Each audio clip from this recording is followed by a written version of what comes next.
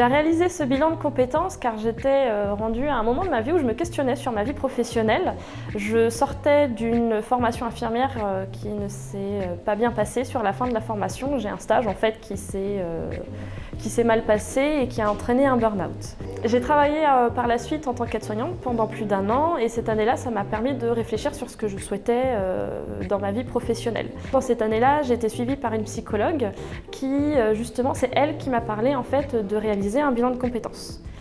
J'ai mis quelques mois à y réfléchir parce que, en même temps, j'ai décidé de ne pas retourner en école infirmière et je réfléchissais aussi sur si je souhaitais rester dans le métier d'aide-soignante. La réponse a assez vite fusé, je savais que je n'y resterais pas et que dans les 5 ans à venir, j'aurais changé de métier.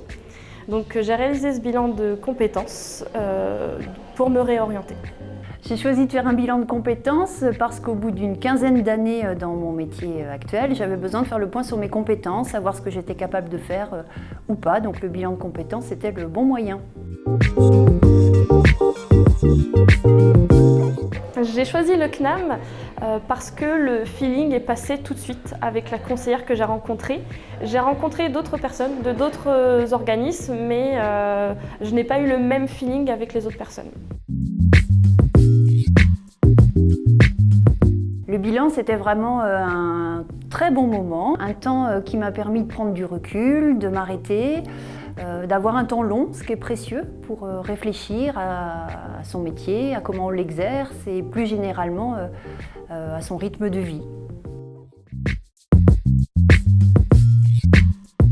Ça a changé 2 choses. Alors la première, c'est pas vraiment un changement, ça m'a confortée dans mon activité professionnelle, c'est-à-dire que le bilan a mis en avant les compétences qui sont celles dont j'ai besoin pour mon métier actuel.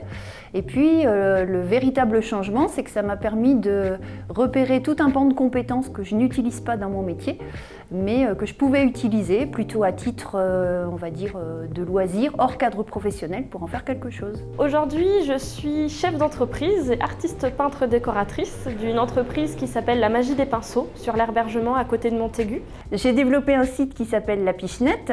C'est un site qui propose un annuaire d'artistes, artisans, créateurs, parce que ce que le bilan a mis en avant chez moi, c'est ce goût pour favoriser les liens entre les personnes et mettre en valeur les talents des personnes. Le bilan de compétences démarre par un entretien d'information pour analyser la demande de la personne. Puis arrivent les 3 phases principales du bilan. Une phase dite de diagnostic pour analyser la demande, les attentes, les objectifs. Une phase d'investigation qui est la plus longue où nous allons explorer les ressources mobilisables de la personne pour aller construire un projet professionnel. Pour le valider, il reste important d'aller questionner les professionnels. Nous accompagnons aussi sur la démarche d'enquête métier sur le terrain. Et on arrive à la phase de conclusion pour la mise en action du projet professionnel défini. Pour clôturer la démarche bilan de compétences, nous proposons également à la personne un entretien de suivi 6 mois après la réalisation de son bilan pour faire un point sur sa situation et peut-être apporter des ajustements au plan d'action. Le bilan est avant tout un temps pour soi, qui n'est pas synonyme uniquement de reconversion, c'est aussi dans une perspective d'évolution professionnelle au sein de l'entreprise ou en externe qu'on peut l'envisager. C'est un regard sur le chemin parcouru, un temps aussi pour retrouver du sens dans sa vie professionnelle, mais on explore également la vie personnelle pour retrouver un équilibre satisfaisant pour le futur.